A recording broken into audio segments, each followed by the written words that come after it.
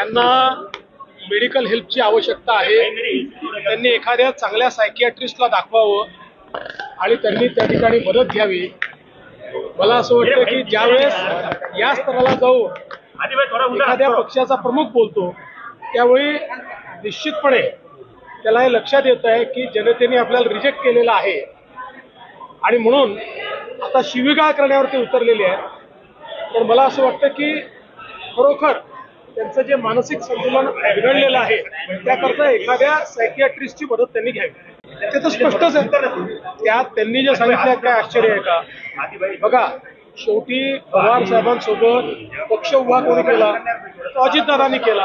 पण शेवटी त्यांना बाहेर का निघावं लागलं? त्यांच्या लक्षात आलं की आपल्याला पक्ष मिळणार नाही, पक्षामध्ये आपल्याला स्थान मिळणार नाही। स्थान पवार साहेब सुप्रियाताईंनाच देतील, त्यामुळेच ते बाहेर पडले। असं आहे, अजितदादा उद्धवजींना किती ओळखतात मला माहिती नाही, पण मी उद्धवजींना चांगला ओळखून आहे। सध्या उद्धवजींचे फिलॉसॉफर आणि गाईड पवार साहेब आहेत। पवार साहेब जे म्हणतील तेच उद्धवजी करतील। ठळक घडामोडींसाठी देशोन्नती न्यूज चॅनलला सबस्क्राइब करा आणि बेल आयकॉन प्रेस करा। मुंबई, पुणे, नागपूर, मराठवाडा असो का विदर्भ, राजकीय, सामाजिक, शैक्षणिक क्षेत्र असो का क्रीडा, सर्वच घडामोडीचे विश्लेषण पाहायला विसरू नका। फक्त देशोन्नती न्यूजवर।